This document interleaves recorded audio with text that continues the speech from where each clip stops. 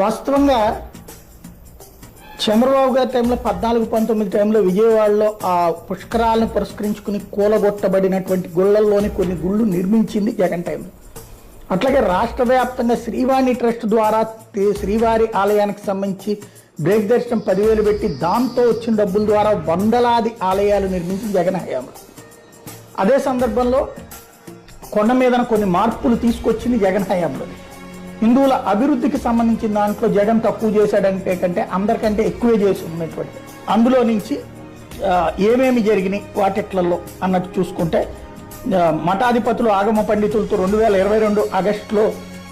చేసినటువంటి ప్రత్యేక కార్యక్రమం ద్వారా వాళ్ళ అభిప్రాయాల ప్రకారం ఆలయానికి సంబంధించినటువంటి నిర్ణయాలు తీసుకోవడం, దేవాదాయ శాఖకు సంబంధించి కానీ, అట్లాగే తిరుమల తిరుపతి దేవస్థానానికి సంబంధించి కానీ, అట్లాగే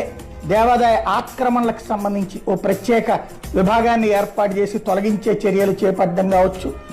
అట్లాగే ఏదైతే ఈ ఆలయాలకు సంబంధించినటువంటి నిర్మాణాలని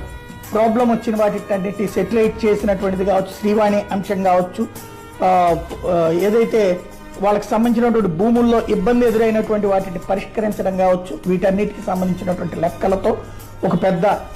డీటెయిల్డ్ పోస్టుని ఇప్పుడు ట్రెండింగ్లోకి తీసుకొచ్చింది.